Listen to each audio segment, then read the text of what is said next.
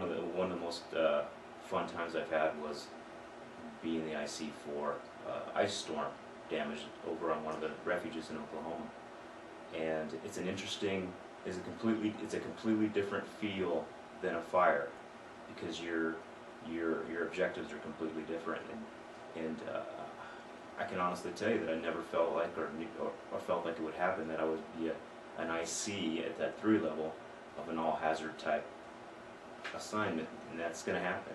It happened to me.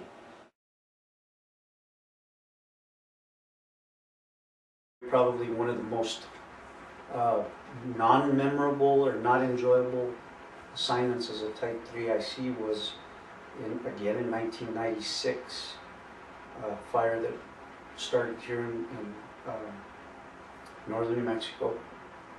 It was a dome fire. I was the first on scene with my initial attack resources, went to a Type 3 organization. The fire was off and running. We knew we needed a higher organization level to manage it, so we ordered a Type 2 incident management team.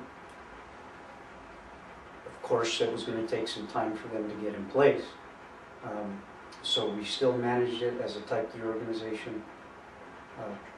Did what we could with it, anchored the fire off, tried doing some burnout and that sort of stuff. Well, during the transition to the Type 2 team, while everything was getting in place, the fire did make a run, blow up, and we had 6 shelter deployments on the fire and destroyed 1 Forest Service engine. Luckily, everybody was okay, but it goes back to those situations to where surrounding yourself with the right individuals to help you manage it, and it always goes back to that transition time. Those are one of the most dangerous parts of any fire, and I think it showed during that incident.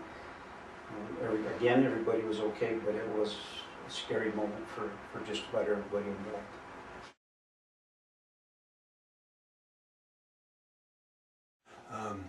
We had a situation on a fire I was an IC on last summer, that the ICP was located right in the middle of 2 very active branches, and I was able to sit right out there in the parking lot of this ranch house, being able to watch both sides of the fire, both branches, in a lawn chair underneath a tree, listening to the radio. And what happened? And one of the branches needed some additional resources, and the branches started talking to each other.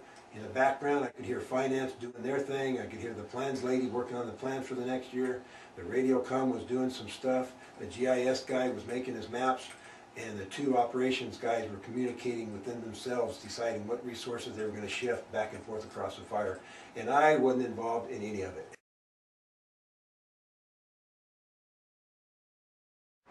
One of the better ones that comes to mind was an incident that occurred last year on a forest in the local area.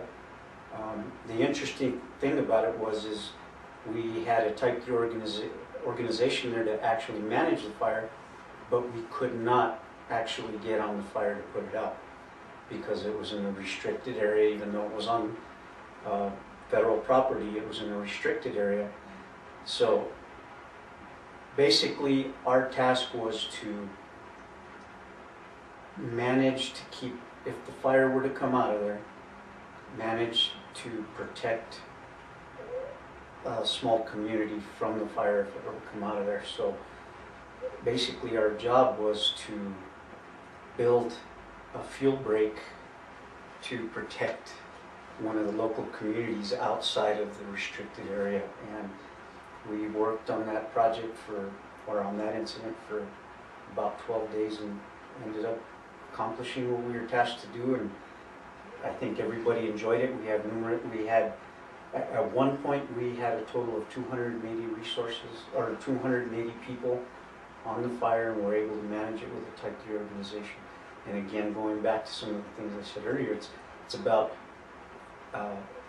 being able to bring someone in to back you up to help manage it the right way, and we were able to do that. So we ended up putting in a think it was 8 mile fuel break, and it was a couple of 100 feet wide. It turned out well. The fire didn't come out of the restricted area. We did what the local forest wanted us to accomplish, and hopefully it'll work out for them somewhere in the future.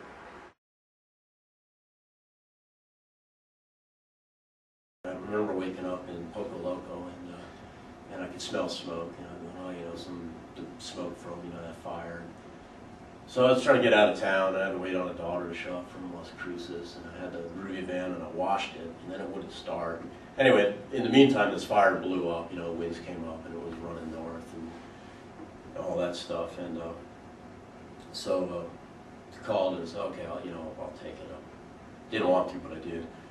But I remember I didn't have any vehicles. I'd have somebody come pick me up and go to the office, get my stuff, and then I had a built-in driver, of course, because instead of just drive me around and take notes. But I remember the first, it didn't start out too well via everything I just mentioned, but also when I got there, I was going to go check it out, so I took Highway 60, crossed over this bridge, and the first thing I see is like this cargo van with a trailer totally engulfed in flames. And a 6-pack truck had rammed it. So I mean, if there was anybody in the van, they were dead at that point. And it was smoky, and it was all kind of bad stuff going on. And I remember this one engine came up, and they had been the ones that were on the fire night before. And this person just blah blah blah blah, man. I'm looking and behind, and I'm going like, hey, your truck's on fire, because one fellow's sitting in there and he's kind of smiling. She's just blabbing and going off a mile a minute. Some fire, was raining kind of like embers, and one of them hit a box full of fusees, and it was starting to flame. And then I just said, hey, your truck's on fire.